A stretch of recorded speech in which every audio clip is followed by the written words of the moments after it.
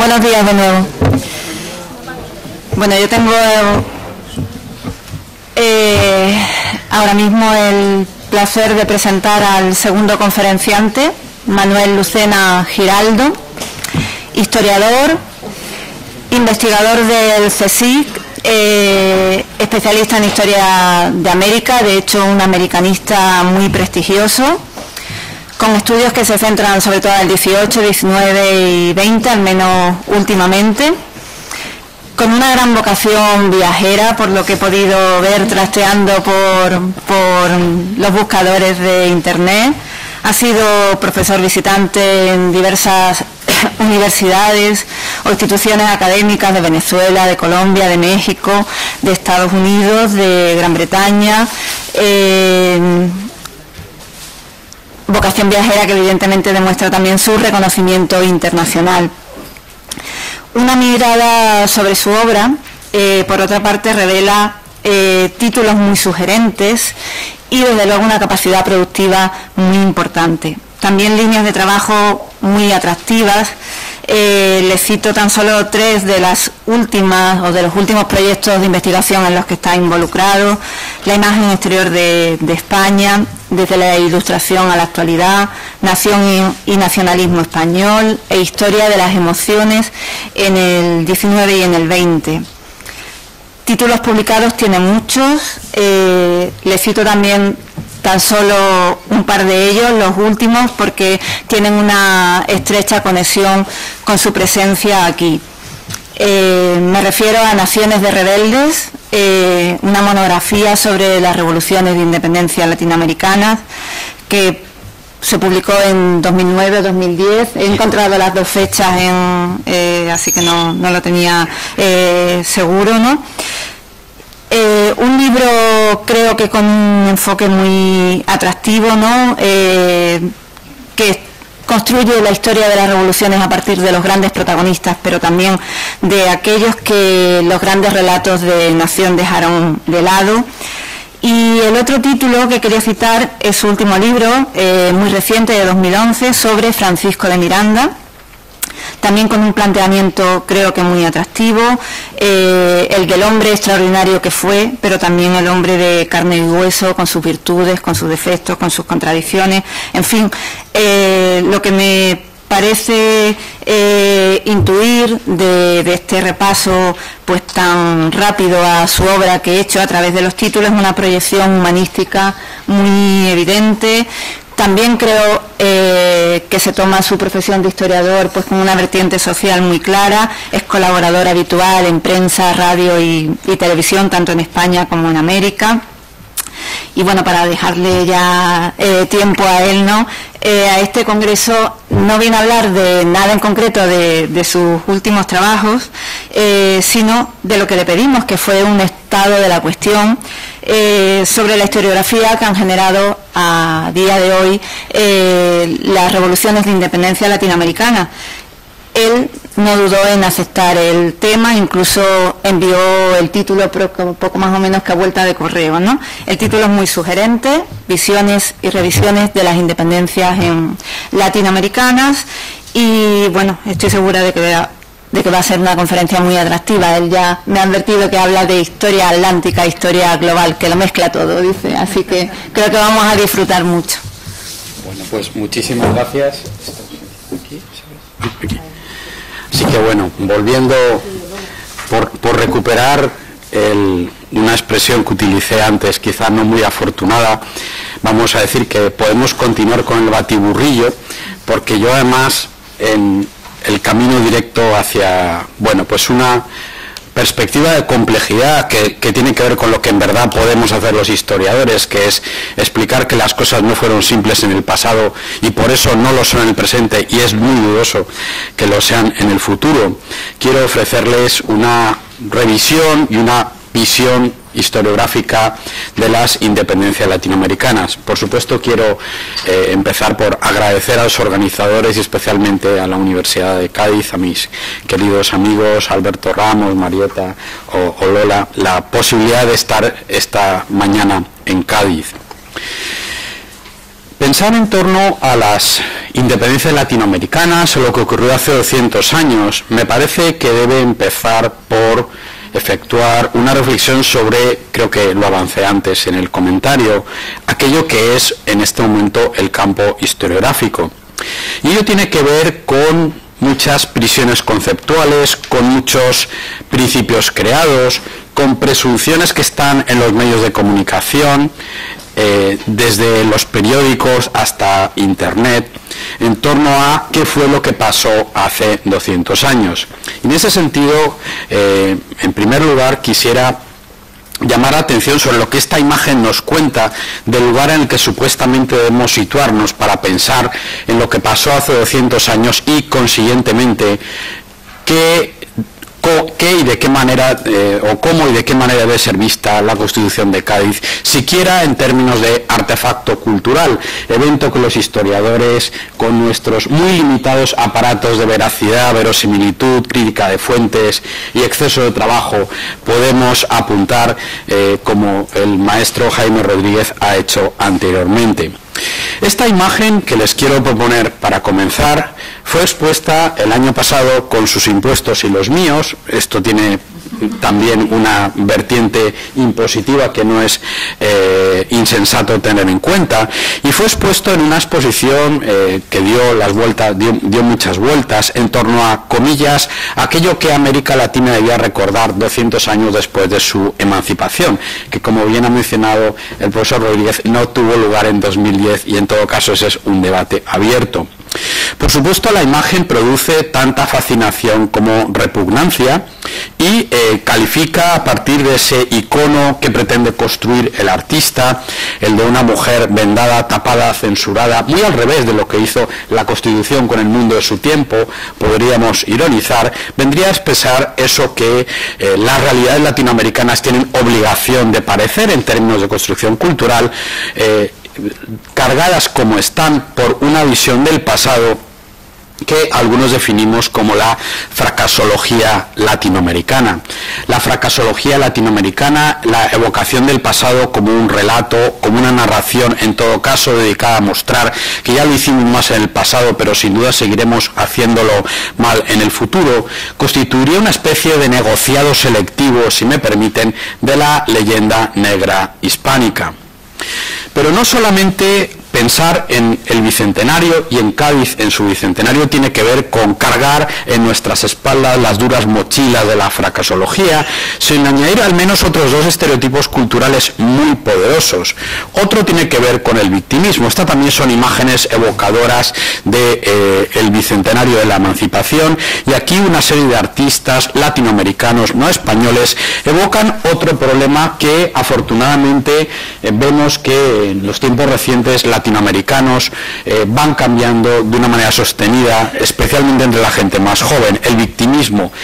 No podemos suscribir el victimismo como un mecanismo teleológico de explicación. No siempre los imperios fueron terroríficamente malos y nefastos, y en cualquier caso explican solo una parte del presente.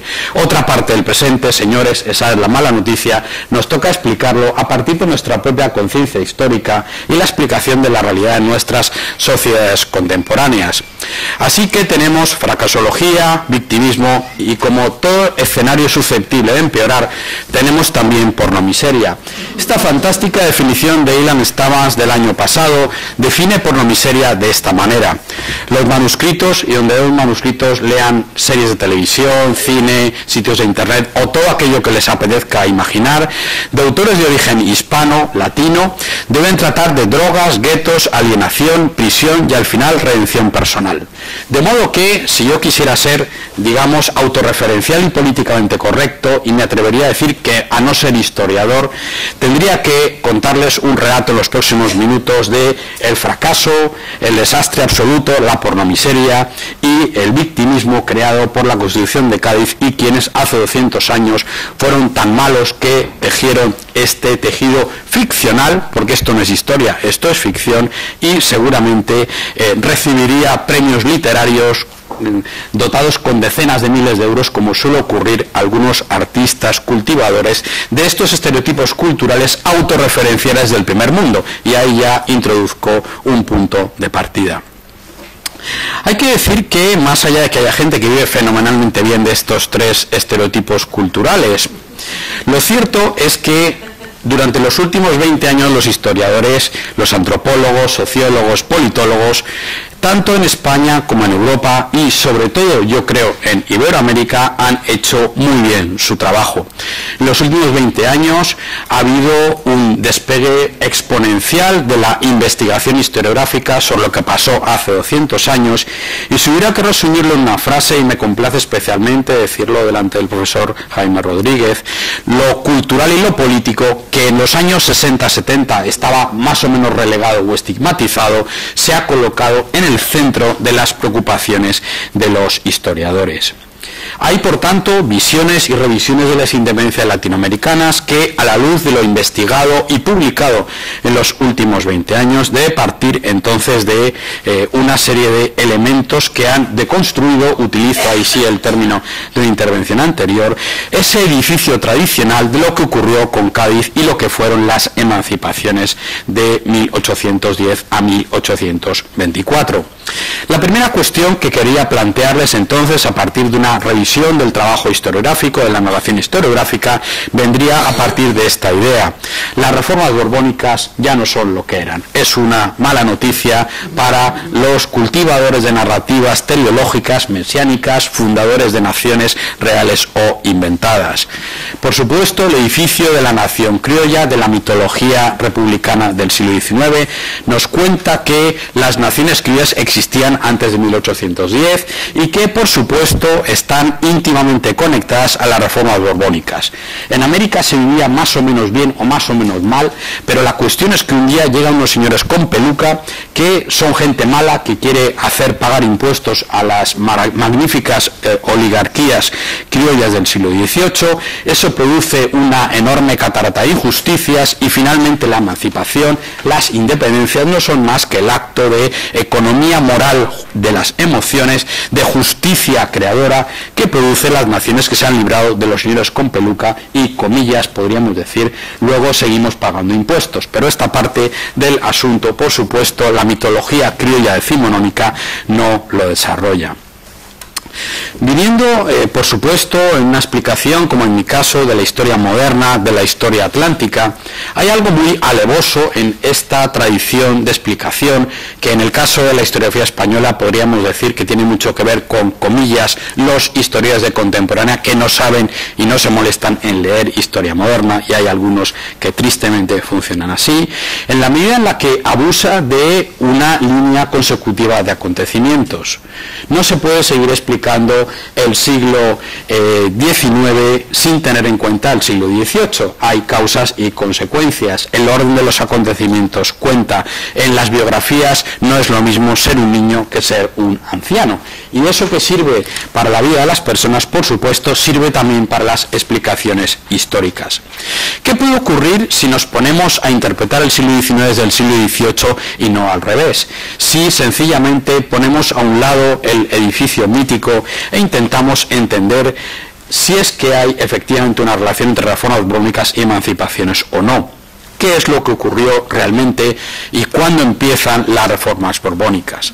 Bueno, pues los últimos 30, 40 años, sin duda, el salto de la historiografía de las reformas borbónicas ha sido exponencial y, por supuesto, en lo que tiene que ver con la visión y la revisión de las independencias latinoamericanas, podemos afirmar, sin lugar a dudas, basado en muchos trabajos de historia, de historiadores recientes y escuelas historiográficas, que esa supuesta conexión entre reformas borbónicas y emancipaciones simplemente no existe. Y no existe, entre otras cosas, porque la cronología que construyó ese mito también ha dejado de existir. Fundada de manera radical en la Guerra de los 7 Años de 1763 como punto de partida y extendida según el mito hasta 1808, los trabajos en especial de historia política de las reformas y de cronología lo que nos muestran, y voy a citar apenas dos trabajos y dos autores, lo que ha hecho Gabriel Paquet en su tesis doctoral recientemente en torno a las reformas borbónicas y, por supuesto, el el trabajo del gran libro sobre Gran Bretaña y España en América de mi querido maestro John Eliot, tiene mucho que ver con ello. Lo que nos muestran es sencillamente que eso que llamamos las reformas borbónicas en un sentido tradicional estaban terminadas entre 1790 y 1795. Por supuesto, si miramos hacia atrás, debemos plantearnos también qué fue aquello que llamamos de manera tan pomposa y tan autorreferencial las reformas borbónicas, hasta qué punto hubo un diseño y existió un plan, o si sencillamente a un conjunto de medidas prospectivas, deslavazadas, muy tentativas, podemos considerarlo en verdad un programa de reformas. Hay que decir que a mediados del siglo XVIII, esto no es solo el caso español, los imperios europeos estaban francamente perdidos. Incluso Gran Bretaña, que había ganado la llamada Guerra Franco-India, la Guerra de los 7 años en 1763, no sabía muy bien qué hacer, y eso que llaman en la historiografía de Estados Unidos e inglesa el programa de Grenville, lo hizo Grenville, o fueron una serie de medidas tomadas por Grenville, pero desde luego el programa tuvo bastante poco. Donde sí vemos un programa consistente es, curiosamente, en lo que tiene que ver con la construcción de un cuerpo de imperio que se va a ir asimilando cada vez más, según avanza el siglo XVIII, a unas ideas de nación española atlántica que, por supuesto, son las que se van a formalizar en Cádiz en 1812, en el famoso artículo primero: la nación española está formada por los españoles de ambos hemisferios. Los constituyentes gaditanos no estaban en ese sentido inventando nada, estaban sencillamente leyendo el libro de las experiencias políticas y de las ideas constitucionales del mundo atlántico que se habían formalizado desde por lo menos 80 años antes.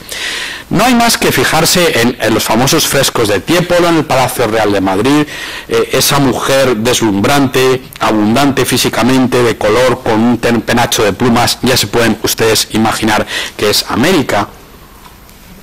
Si miramos el fresco de Tiepolo, podemos entender muy bien lo que en Cádiz se va a formular.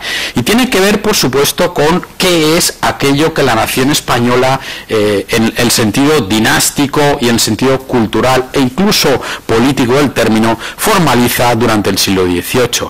De modo que aquí el elemento sustancial, y tiene mucho que ver con esa deconstrucción de las reformas borbónicas como productoras automáticas de ruptura de imperio, eso tiene que ver, repito, con cuál es el mundo compartido de los españoles europeos y de los españoles americanos a partir de 1730-1740.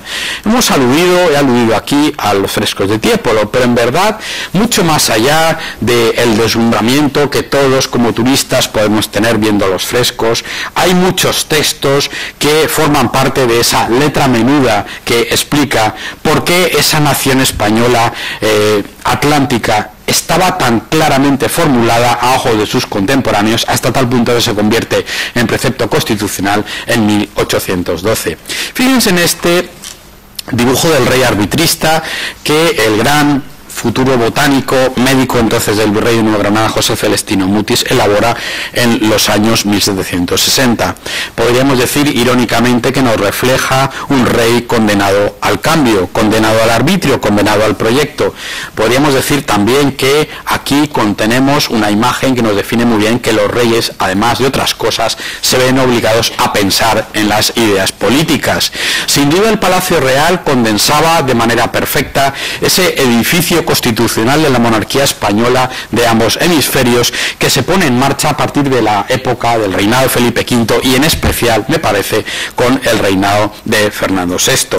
Lo que quizás se suele olvidar demasiado es que este edificio simbólico y político del Palacio Real madrileño, como síntesis de ese gobierno de una nación española en trance de constitución, en trance de cruce desde la antigua monarquía compacta hacia una nación monárquica y dinástica, contenía a lo americano en el centro del esquema y no en su periferia. Se suele olvidar también que en los 4 vértices del cuadrado formado por el Palacio Real hubieran figurado, de acuerdo con el plan inicial, 4 estatuas pertenecientes a los reyes de Navarra, de Castilla, de Aragón, y el cuarto, oh sorpresa, hubiera sido Atahualpa, tal y como es evocado en esta larga colección de estatuas que reproducen para uso, disfrute y pedagogía política cuáles son las figuras verdaderamente emblemáticas, diríamos hoy, de la monarquía española española reformada. Por supuesto, la ficción marcada aquí por el providencialismo no se puede olvidar como otro elemento sustancial a la hora de entender qué fueron las reformas borbónicas. Esta imagen forma parte de una tesis doctoral de Vicente de Memije que elabora en Manila y que nos representa el imperio español como una inmaculada concepción. En los pies de la Virgen están las Filipinas, los brazos son las Américas, el brazo izquierdo América del Sur, el brazo derecho América del Norte. Las piernas son los derroteros de navegación, del comercio y de la armada, y en la cabeza está la península, y este es el edificio imaginativo, el aspecto simbólico del mundo hispánico que Memije define dentro de esa atmósfera de las décadas de los 60, que, repito, se nos ha presentado tradicionalmente en la historiografía como un momento fundamental en la redefinición de las reformas, pero hemos aprendido mucho en los últimos 20 años, y lo que hemos aprendido sobre todo es que esto está conectado con la guerra de 1757-63, la guerra de los 7 años, pero viene de mucho antes. Desde luego viene como mínimo de el Tratado de Madrid de 1750. La monarquía española empieza su proceso de reformas en los reinos de Indias cuando han concluido en la península. Y eso tiene un dato muy concreto, un momento concreto. En 1747 termina el proceso de implantación de la nueva planta en los reinos peninsulares. Por decirlo de otra manera, en 1747 los habitantes de la España europea obedecen ya a la misma jurisdicción y a la misma ley. Ha terminado ese proceso iniciado en 1707, en 1747. De modo que lo lógico es, evidentemente, trasvasar ese programa de, podremos decir, nacionalización jurídica y provincialización de los antiguos reinos separados hacia el mundo americano. Solo 3 años después, me parece a mí, el Tratado de Madrid 1750, todos tenemos más o menos la película La Misión como referencia ficcional que explica estas cuestiones, se empieza a trasvasar allí por la vía de la ciencia, la tecnología, el control directo por parte de la autoridad monárquica de los territorios de los territorios americanos, y en fin, ese programa de nacionalización de acuerdo con las ideas de la monarquía borbónica del 18 se empieza a trasvasar al mundo americano. Vamos a ver en 2 o 3 imágenes hasta qué punto la geometrización de la Tierra, por utilizar el título del magnífico libro de Antonio Lafuente, se traslada también al mundo americano. Esta es la imagen de lo que es hoy Venezuela y parte de Colombia. Quizá puedan ver arriba la imagen del lago de Maracaibo, tal y como los expedicionarios del Orinoco 1754-61 esbozan de acuerdo con el programa de la expedición. Este es un mapa de 1765. Fíjense cómo, aunque quizá podríamos aproximarnos un poco más a la realidad geometrizada del mundo, la realidad newtoniana y estadística que está detrás del programa de las reformas borbónicas, aún persiste en realidades barrocas y topológicas. Abajo a mano izquierda ven un cocodrilo que parece de cómic, y abajo a mano derecha están unos indígenas que van por ahí con el cazabe, con el pan de la selva, dando un paseo, como queriendo conformar una visión articulada de digamos, de esas realidades topológicas, simbólicas, en los cuales el barroco ha sido tan experto. Pero fíjense en esta imagen de 1802, el depósito hidrográfico fundado en el 97 es capaz ya, digamos, de calcar la realidad tal y como es. Ese giro copernicano en la política de la monarquía española de la segunda mitad del 18 y en las reformas tiene que ver, por supuesto, con eso que llamamos hoy, y lo pongo entre comillas, un programa de modernización. Lo que producen las reformas borbónicas es, en ese sentido, un salto exponencial en la provincialización de la antigua monarquía compacta de los Austrias, en la cual, por ejemplo, por dar apenas un detalle, la ciudad más moderna del hemisferio occidental es México en 1802, tal y como nos lo cuenta muy bien el viajero Humboldt. Esa ciudad en la cual existían 1680 puntos de luz y las modernas fábricas existían ya mucho antes que en algunas ciudades europeas. La evocación de la capital imperial es necesaria en este contexto de revisión de las reformas borbónicas. Madrid, el Madrid que encuentra Carlos III cuando llega de Nápoles en 1760, es sencillamente un lugar indigno e infecto. No es una casualidad que llamemos a Carlos III el mejor alcalde de Madrid. Se suele olvidar, sin embargo, que este edificio fantástico que constituye hoy el Museo del Prado no fue diseñado en absoluto para ser un museo de pintura, sino para ser una academia de ciencias que celebraría, de acuerdo con las tradiciones de las luces, todo este programa de rearticulación de los antiguos reinos de la monarquía. Por supuesto, el lado amable es el del Madrid de Goya, el Madrid de los manteos, el Madrid goyesco en su vertiente de alegría y de felicidad. Hay, en cualquier caso, en el centro de este proceso de reformas borbónicas, una figura que por supuesto ha sido muy desconocida y que viene a ser en la mitología criolla el malo de la película, que es don José de Gálvez, visitador de Nueva España desde 1766 y más tarde nada menos que ministro de Indias, hasta el momento de su fallecimiento en 1787 en ejercicio del poder. No tenemos tiempo de dedicarnos a evaluar hasta qué punto las acciones de Gálvez son efectivas. Dentro de la acción política de Gálvez hay algunos éxitos, pero también hay muchos fracasos. Hay, desde luego, a partir de la visita novohispana, la preparación de un modelo que toca dos nervios del Estado, el ejército y la hacienda, de acuerdo con la aritmética política del tiempo, de una manera impecable. Y hay, en cualquier caso, una serie de resultados que ustedes conocen perfectamente bien: la ampliación del número de virreinatos con Nueva Granada en el 39, el Río de la Plata, la implantación de las intendencias que van a dar la planta, nunca mejor dicho, de las posteriores provincias e incluso en el largo plazo de naciones americanas actuales. Y hay, por supuesto, un proceso de reforma cultural muy importante. Apenas por citar el Archivo de Indias, abierto en 1780 como el lugar en el que la historia de la nación española atlántica hubiera podido ser construida. Al final, los historiadores hemos podido hacer historia de América gracias al Archivo de Indias. Está el Real Jardín Botánico, que pueden ustedes visitar, que se funda en el 56 en Madrid en su primera edición, pero este es el Jardín Botánico de la época de las reformas borbónicas, lleno, por supuesto, de experimentalismo y de plantas americanas. Hay un gabinete de historia natural, que es la actual Academia de Bellas Artes de San Fernando, al comienzo de la calle de Alcalá, que se funda también en esta época y que contiene, por supuesto, plantas, piedras, fósiles e incluso, comillas, monstruos americanos como el gigante Pedro Antonio Cano, que es enviado por el virrey Ezpeleta en la década de 1790 para ser expuesto. Él pasa unos cuantos años en Madrid para ser expuesto dentro del Gabinete de Historia Natural, repito, dentro de un proceso de lógica pedagogía política, porque qué grande es una monarquía que produce o que contiene un gigante como este. Esa es la lógica de los ministros de la época. Es un momento de absoluto esplendor y en ese sentido yo creo que recordar la importancia del momento de la muerte de Carlos III en 1788 es determinante.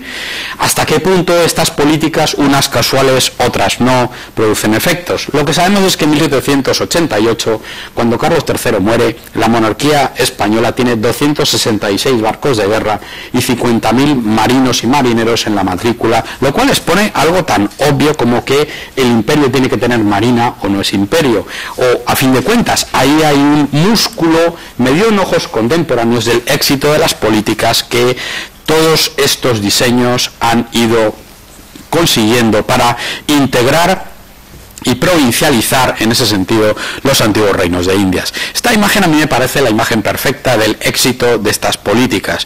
Don José Solano y Bote está en este momento, en 1781, enfrente de las costas de la actual Florida, en Pensacola, que viene de panza y cola. Es una de las más importantes batallas de la guerra de independencia de Estados Unidos. Evidentemente no está dentro de la narrativa del mito nacional estadounidense, pero en cualquier caso me parece evoca muy bien la importancia y el éxito de las políticas de la Armada a través de figuras como don José Solano, que ha sido además capitán general de Venezuela y de Santo Domingo y expedicionario del Orinoco, y que por supuesto tienen una cobertura instantánea a partir del Ministerio de Marina, tal y como don Antonio Valdés lo representa en la época en la que, finales de los 80, se ponen en marcha los grandes dispositivos hidrográficos y cartográficos de la Armada, junto con la expedición de Malaspina de circunnavegación alrededor del mundo.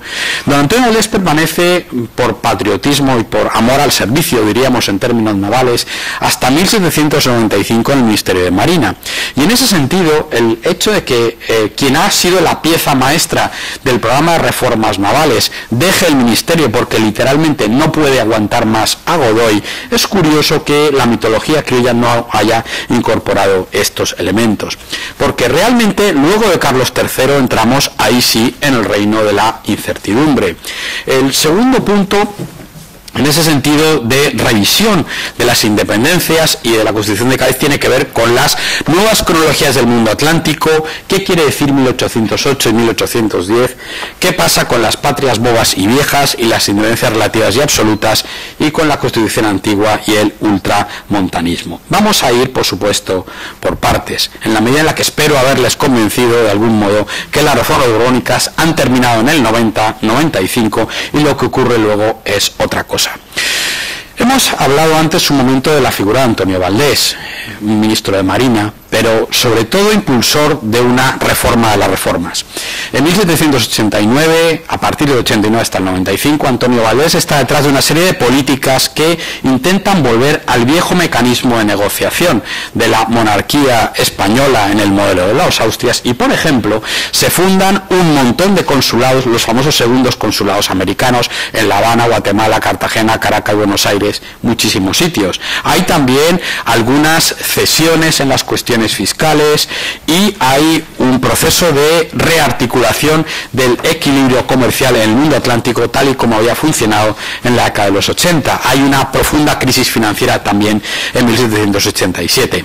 Lo que quiero simplemente indicar aquí es que en este horizonte 1787-90, 1808, y esto lo ha expuesto muy bien John Eliot en su libro de Imperios Comparados, lo que tenemos es un balance de las reformas que es completamente contradictorio. Mientras las reformas coloniales en la América británica producen la independencia de Estados Unidos, en la América española las reformas y las contrarreformas, sobre todo en la época de Valdés, lo que producen es el mantenimiento del edificio constitucional de la lealtad en el mundo atlántico. Por decirlo de otro modo, los españoles americanos no se independizan no ponen en marcha sus procesos autonómicos, aunque lo intenten en Quito en 1809, hasta 1810. O, de acuerdo con el edificio mitológico criollo, las independencias comienzan en algún instante dado a partir de 1810.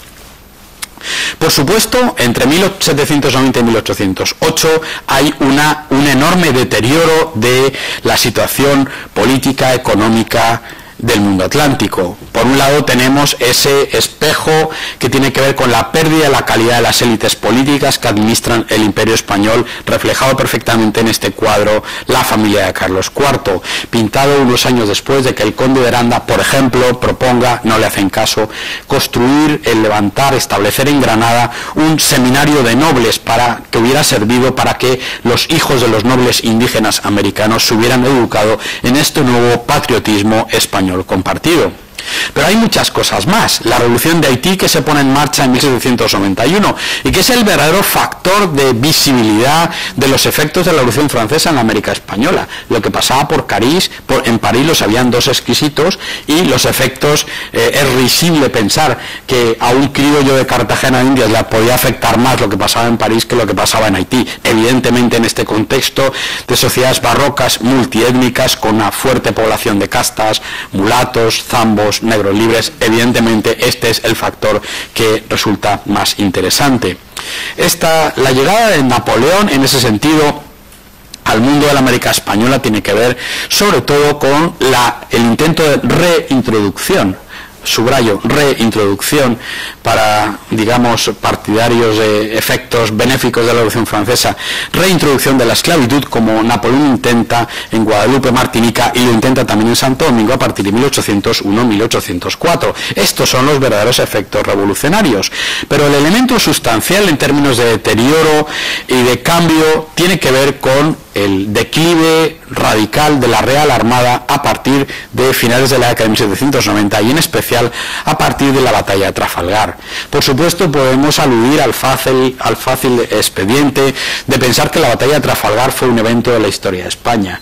Bueno, fue un evento evidentemente de historia hispánica, si queremos, y las tripulaciones, los oficiales y sobre todo la marinería que pelea y muere en Trafalgar es en buena parte americana, como por supuesto es americana la España que intenta defenderse en 1805 de la siguiente acometida del Imperio Británico en el intento de control del mundo atlántico.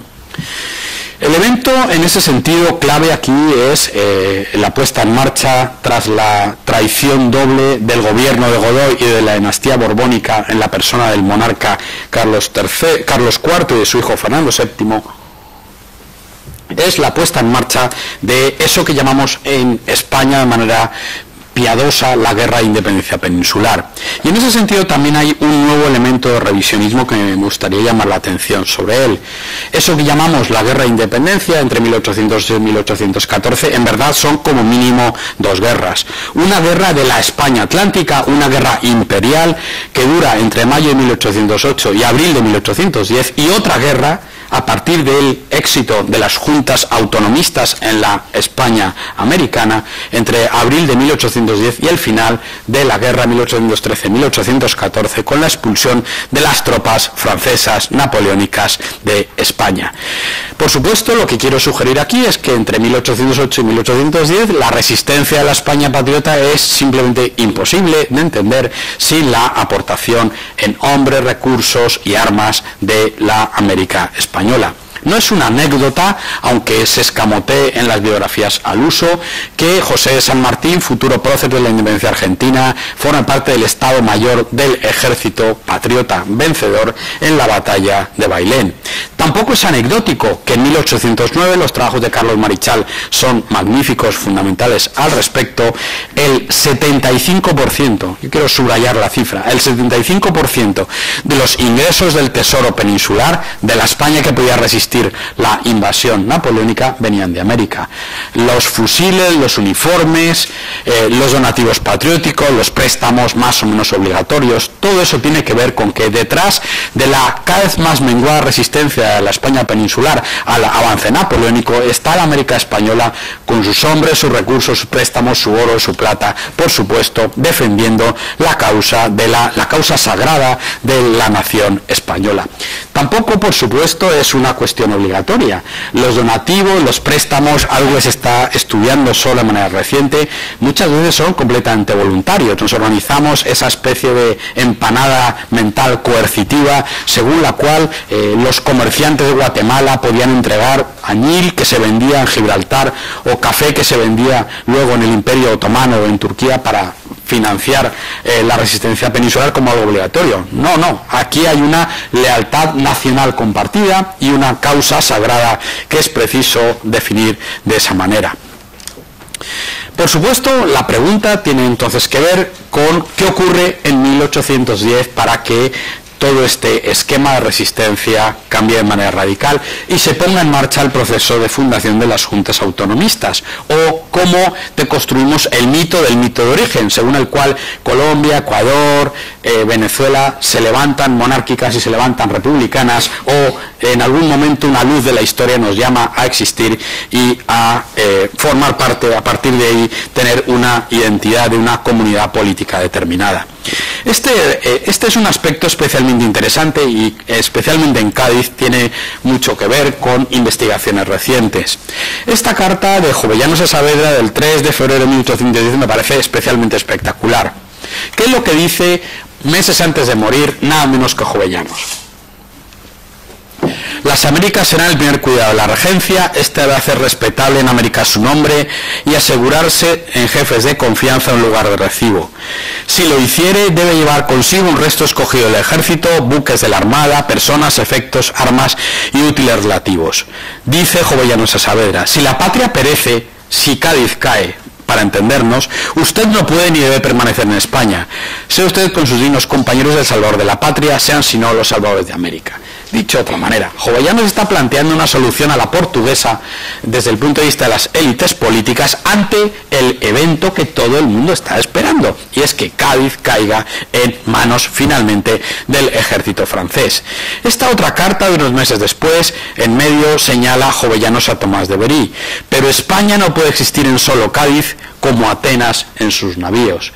Otra manera absolutamente fantástica de explicar cuál era la atmósfera política de ese momento en el cual se produce el evento que, de acuerdo con la mitología criolla, funda los procesos emancipadores iberoamericanos. El golpe de Estado de los privilegiados, la deposición por la sacarocracia, entre comillas, y los señores del cacao caraqueños el 19 de abril de 1810 del capitán general Vicente de Emparan, acusado evidentemente de ser afrancesado y de gobernar de manera irregular, por haber sido designado por Godoy, por haber sido designado por José I Napoleón o por cualquier otra cuestión.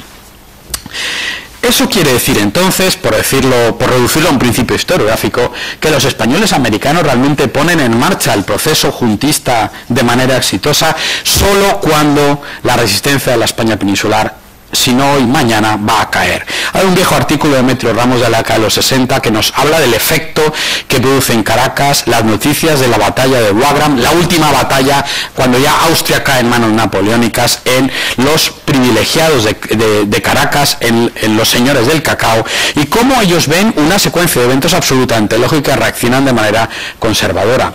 Si desaparece la resistencia peninsular, seremos parte de Francia. Si somos parte de Francia, no podremos vender el cacao. Si no podemos vender el cacao, nuestra sociedad se va a destruir y los mulatos y los negros libres, como en Haití, van a tomar el poder y nos van a pasar a todos a cuchillo. Esto evidentemente es una visión revisionista de lo que pasa en ese momento. La siguiente apertura de la historiografía tiene que ver con cómo entre 1810 y 1814 y en adelante, hasta 1824, se abre un horizonte que, por ejemplo, Clement Thibaut, que va a intervenir en este congreso, ha esbozado, en mi opinión, de manera magistral para el caso Nueva Granada. Entre 1810 y 1824 hay como mínimo 3 tipos de guerras que se ponen en marcha: las guerras urbanas o cívicas, que son las primeras, guerras de ciudades realistas contra ciudades patriotas. En segundo lugar tenemos las guerras ya nacionales, podemos decirlo, a partir de 1813, del decreto de guerra a muerte de Simón Bolívar: españoles y canarios, o conmigo o contra mí, americanos os perdono, pero os fusilaré en adelante si no pasáis a la justa causa. Ese término justa causa me parece muy importante. Y solo a partir de 1815 las guerras patrióticas con ejércitos bonapartistas, estados mayores profesionales, y la guerra ya de los generales con charretera y estados mayores tecnificada, la reconversión de las viejas guerras napoleónicas de Europa a América, que se pone en marcha a partir de 1814. En ese sentido, la revisión historiográfica de las patrias bobas y viejas americanas, esas que fracasan entre 1810 y 1814 y que son desbordadas por los generales a partir de 1815, me parece que es un elemento muy fino y muy interesante de la historiografía reciente. Fíjense en esta imagen de la independencia de Venezuela, comillas, el 5 de julio de 1811. A mí lo que me parece más llamativo aquí es cómo este personal se parece sospechosamente al que hace la Constitución de Cádiz al mismo tiempo. Apenas hay 1 o 2 señores con uniforme. Lo que hay aquí es un conglomerado de curas, frailes, abogados, hacendados y comerciantes. Gentes que tienen que ver con la vieja legitimidad monárquica de la justicia y desde luego no de los aparatos coercitivos. Gente que declara, por cierto, una independencia que solo podemos llamar relativa de España en 1811 en adelante.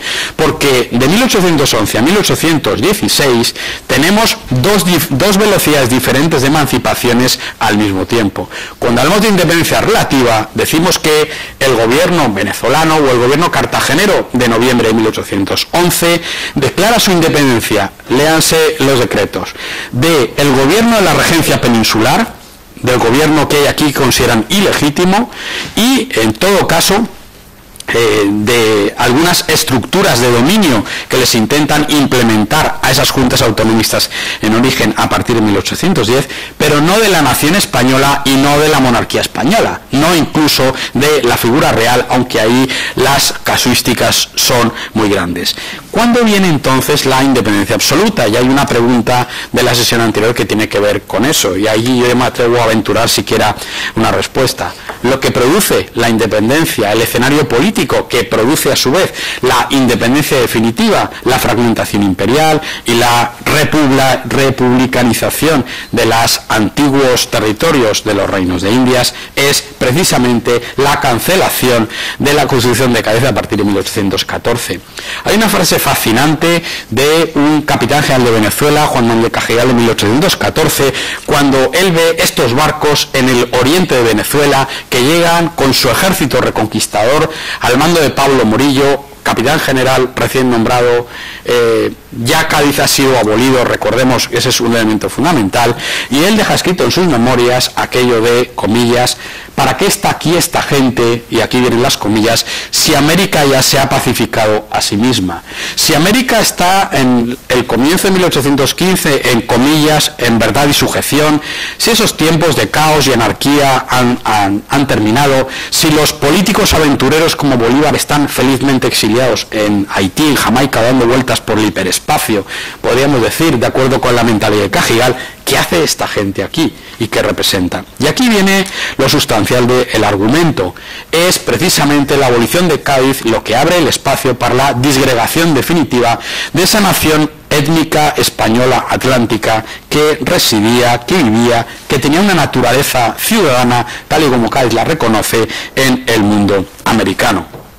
Y digamos que en este sentido es muy importante aludir a las cuestiones de las ideas políticas, porque lo que representa Pablo Morillo, su ejército pacificador, sus mecanismos judiciales, son novedad y no tradición en el contexto de la América española.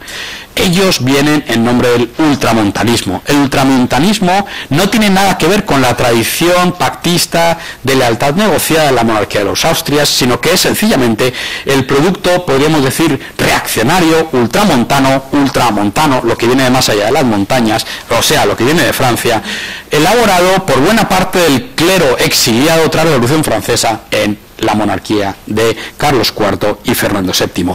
Esto es ajeno a América, esto es novedad y no es tradición. Eso explica que alguien patriota como Juan Germán Rocio en 1817 deje escrito que qué buen rey fue Carlos III. Él sí era un rey que respetaba las reglas y la Constitución americana, en vez de estos señores que llegan ahora, lo meten a uno en la cárcel, le incautan, mandan a la familia también a la cárcel, le incautan las haciendas, incautan el comercio y no respetan ley ni Constitución, no respetan naturaleza, y eso es lo que sencillamente ha producido el contacto, comillas, con el modo de proceder del Estado bonapartista, tal y como se construye desde finales del siglo XVIII como monstruo y última reencarnación de la terrible Revolución Francesa. No tenemos tiempo de repasar, aquí está la figura de Morillo, no tenemos tiempo de repasar elementos sustanciales que hay aquí, pero yo creo que lo fundamental ya está expresado en la medida en la que esto no tiene nada que ver con lo que ocurre antes. Ya, si antes hubo guerra de unas ciudades realistas contra otras ciudades autonomistas, y luego tenemos un intento de ingeniería social por parte de Bolívar de vivir la comunidad política, ahora lo que tenemos ya son los ejércitos patriotas combatiendo unos contra otros. Fíjense en esta evocación, por supuesto, una caricatura de San Martín cruzando los Andes. Es un ejército profesional, como por supuesto pudo ser aquel del cual él forma parte en Bailén. Este es Bolívar, menos profesional como militar, mucho menos eficiente, camino de Pisba, cruzando de Venezuela hacia Colombia. Pero reproduciendo de nuevo una metáfora política que yo creo que la gran historiadora francesa Annick Lemperrier ha expresado de manera terminal. Hemos pasado del estado de ciudadanos, dice ella, del estado de ciudadanos soldados al de soldados ciudadanos. O por decirlo de otro modo, ese personal político que veíamos en la imagen de la independencia ha desaparecido. Esos frailes, sacerdotes, hacendados y comerciantes han sido definitivamente superados por los elementos de la guerra patriótica.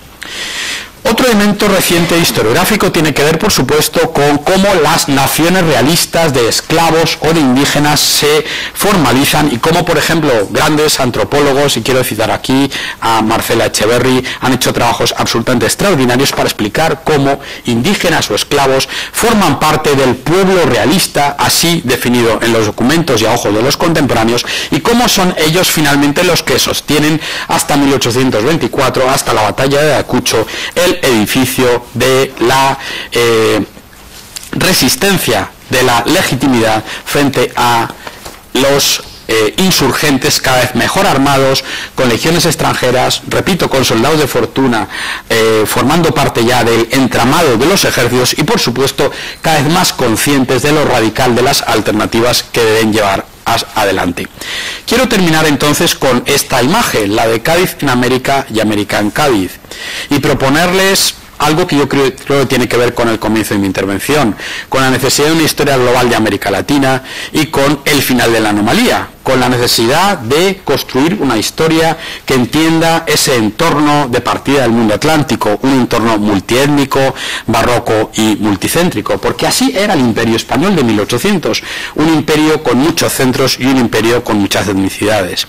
Por supuesto, hablar de Cádiz en América quiere decir, y lo han hecho ustedes de manera perfecta y se seguirá haciendo en el Congreso, de los resultados evolutivos de los experimentos constitucionales de Cádiz, por ejemplo en Centroamérica, por recordar el viejo libro de Mario Rodríguez tan interesante, y muchos otros.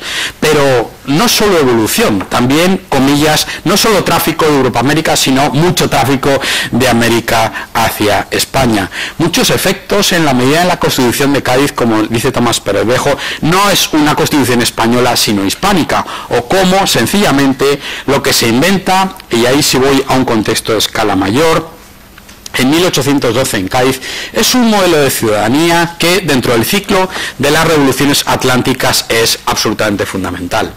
Y quiero terminar con esta imagen de una plaza de Comayagua en la actual Honduras en 2007, que seguro que ustedes han visto ya. Esa columna lo que conmemora es sencillamente la propia Constitución, aunque en medio del medallón lo han borrado y seguramente mucha de la gente que va a esa plaza no sabe que esto celebra la Constitución de Cádiz. ¿Qué es, en términos comparados de las revoluciones atlánticas, lo que aporta realmente Cádiz y la reflexión de esas élites políticas imperiales, ilustradas y luego liberales, que se reúnen en esta plaza sitiada y elaboran una carta como la Constitución gaditana? Por una parte, tenemos que valorar todo lo que se vincula al experimento electoral, y el profesor Rodríguez lo ha hecho de manera magistral. Pero a mí me gustaría entrar en otro aspecto, el que tiene que ver con, a fin de cuentas, cuál es el balance de integración de la etnicidad en lo que Cádiz propone y en lo que Cádiz diseña, y cómo, a fin de cuentas, en largo plazo, ahí hay efectos fundamentales. Podríamos pensar que lo que produce la Revolución de Independencia de Estados Unidos en 1776 es un modelo de libertad política de fundación republicana de un antiguo territorio imperial. Hay que decir también que eso que se condensa en la Constitución Federal del 87 produce, y no es poca cosa, la guerra de secesión de Estados Unidos. Estados Unidos requiere una guerra civil para acabar con la esclavitud. De eso se habla bastante poco, y eso también forma parte de las enormes limitaciones de la mitología nacional de los padres fundadores de la gran República estadounidense. El segundo estadio tiene que ver con la definición de una esfera de derechos, la Declaración de los Derechos del Hombre y del Ciudadano, la Revolución Francesa, y cómo una cosa es ser hombre y otra cosa es ser ciudadano. Otra cosa es lo que todos somos de manera abstracta y otra cosa es la que somos de manera concreta como sujetos de derechos y de deberes. Y ahí hay, por supuesto, enormes limitaciones que la Revolución Francesa y sus hagiógrafos deberían analizar de manera más exacta.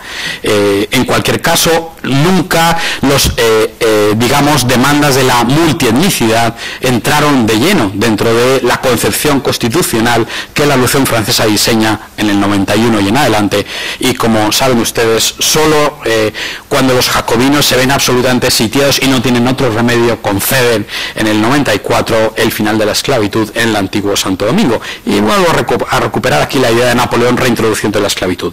Y finalmente, ¿qué es entonces lo que representa Cádiz en esta instancia? Me parece a mí que la entrada, la reflexión, el dar cabida definitivamente a el mundo moderno, que es un mundo multicéntrico, que es un mundo no evolutivo y que es un mundo en el cual negros, castas, indígenas, mulatos, zambos, el producto de la globalización tal y como se organiza de manera imperial desde finales del siglo XV, van a, comillas, producir en el largo plazo en el mundo atlántico. Ni mulatos, ni indígenas, ni zambos estaban, por supuesto, dispuestos a quedarse en casa viendo cómo la moderna ciudadanía se creaba ante sus ojos. Y Cádiz fue, pese a todo, suficientemente sensible y suficientemente sustancial para que ese color de la ciudadanía esté hoy, 200 años después, en el centro de nuestras preocupaciones. Muchas gracias.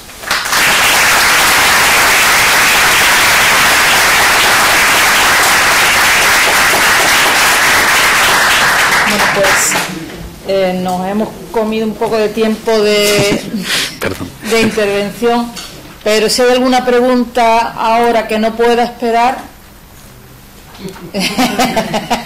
Sí, por allí. ¿No? Puede esperar. Bueno, pues entonces vamos a hacer un descanso, así repasamos las preguntas, y muchas gracias al profesor Lucena por su interesante aportación, que seguro que después suscitará más debate. Muchas gracias.